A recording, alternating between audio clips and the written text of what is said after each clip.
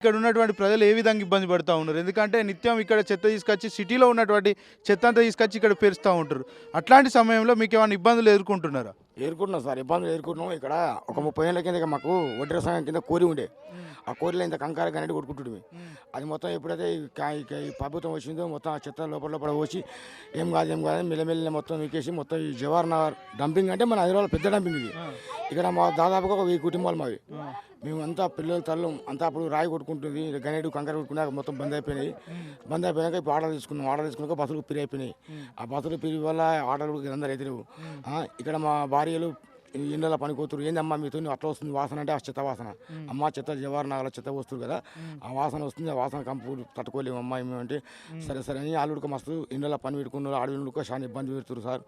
మొత్తం ఏదైనా ఈ ప్రభుత్వం తర్వాత ఈ జవహర్ నగర్ డంపింగ్ తీసేయమని ఎంతో మందికి ఇప్పటికీ పోరాటం చేస్తున్నాం. డంపింగ్ యార్డ్ వల్ల ఓన్లీ శాంతినగర్ మాత్రం ఇబ్బంది పడుతూ ఉందా? మిగతా ప్రాంతాలు కూడా ఇవన్నీ ఇబ్బంది పడేటువంటి పరిస్థితులు ఉన్నాయి. కింద కార్మిక నగర్ ఉంది, పాపం వాళ్ళు చాలా మంది ఇబ్బంది పడతారు. మొత్తం నందమూరి నగర్, కార్మిక నగర్, గబ్బిలపేట, శాంతినగర్, అక్కడ ఏది మల్లెలగూడ, మల్కారం మొత్తం అన్ని ఇబ్బందులు పడుతున్నాయి సార్. కింద కూడా కొన్ని అపార్ట్మెంట్లు కొన్ని లక్షలు పెట్టి తీసుకున్నారు. ఆల్రెడీ చాలా మంది కంప్లైంట్ ఇస్తారు, ఎవరు పట్టించుకుంటారు. ఏదో ఈ ప్రభుత్వం మరి ఏందో ఏం కథ. హైదరాబాద్ నగరంలో భూముల రేట్లు బాగా పెరుగుతున్నాయని చెప్తా ఉన్నారు. ఇట్లాంటి చెత్త కుప్పలు ఉండడం వల్ల భూముల రేట్లు పెరిగే అవకాశాలు ఉంటాయంటారా? ఏడున్నాయి సార్ భూముల రేట్లు, ఇక్కడ భూముల రేట్లు ఏమీ లేవు. మాకు పట్టించుకునే మానవుడు వెళ్ళే అంటే మొత్తం ఇంకా భూముల రేట్లు ఏమి చెప్పు. భూముల రేట్లు పెరిగాయి, ఏం పెరిగాయి. జవహర్ నగర్ చెగో మీరు చూస్తున్నారు కదా, అక్కడ మొత్తం పూర ఇండ్ల మీదకి వచ్చేస్తుంది. ఈ గాలి దుమానం వచ్చినప్పుడు ఆ కాగితాలు మొత్తం ఇండ్లలోకి వస్తాయి. ఆ పిల్లలు ఆడుకుంటారు. ఆ పిల్లలు ఎవరు తీసుకుంటారు, చర్యలు తీసుకుంటారు, ఎవ్వరు పట్టించుకుంటారు.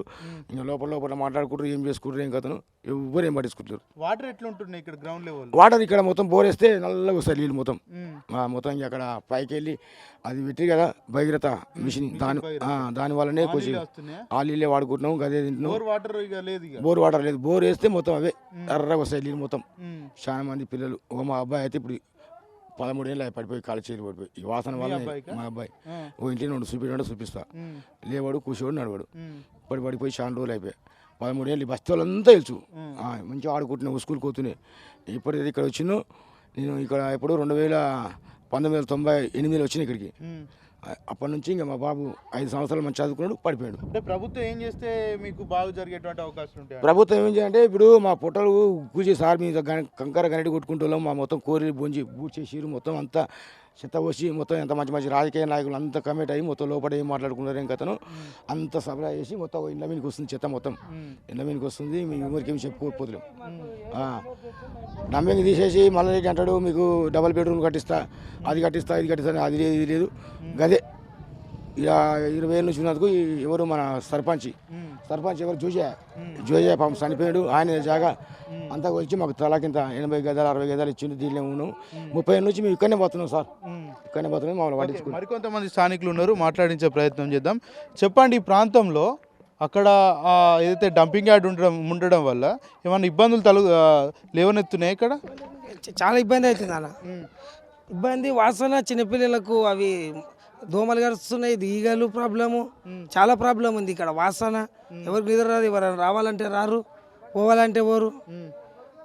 చాలా ఇబ్బంది అయిపోతుంది, చాలా కష్టం అవుతుంది ఇక్కడ ఈ ప్రజలకి, ఇక్కడ ఉన్న వాళ్ళకి అందరికీ.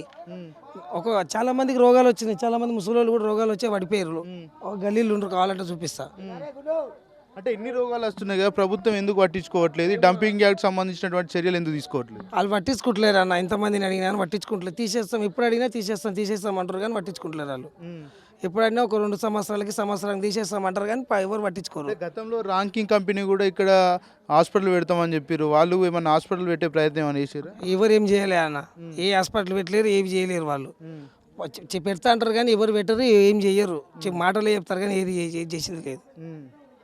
వాటర్ పరిస్థితి ఎట్లుందంటారు ఇక్కడ? ఎందుకంటే పక్కనే వ్యర్థాలు మొత్తం కూడా వాటర్ కారుతూ ఉంటాయి. ఇక్కడ ఉన్నటువంటి భూగర్భ జలాలకు సంబంధించినటువంటి నీరు ఏ విధంగా ఉంది? నీరు కూడా వేస్టే అన్న, గలీజ్ వాటరే అనుకో. ఇంకా ఫిల్టర్ నీళ్ళు లాగా తీసుకొని తాగాల్సి వస్తుంది దానిలో, అంతే. అవి తప్ప స్వచ్ఛమైన నీళ్ళు అయితే లేవు ఇక్కడ. ఏది ఉన్నా ఫిల్టర్ వల్లనే తాగాల్సి వస్తుంది. Okay, right. మొత్తానికైతే ఇక్కడ ఉన్నటువంటి కాలనీవాసులకు సంబంధించి కూడా గత కొద్ది ఏళ్ళగా కూడా తీవ్ర ఇబ్బందులు పడుతున్నారంట. అదేవిధంగా పక్కనే ఉన్నటువంటి డంపింగ్ యార్డ్లో ఉన్నటువంటి చెత్త కూడా ఒకవేళ కనుక గాలి వస్తే ఆ చెత్త అంతా కూడా పూర్తి మొత్తంలో ఇండ్ల మీదకి వచ్చి పడి మరి ఇక్కడ ఉన్నటువంటి ప్రజలు కూడా తీవ్ర గోసలు పడుతున్నట్టు కూడా ఇక్కడ ఉన్నటువంటి కాలనీవాసులు చెప్తా ఉన్నారు.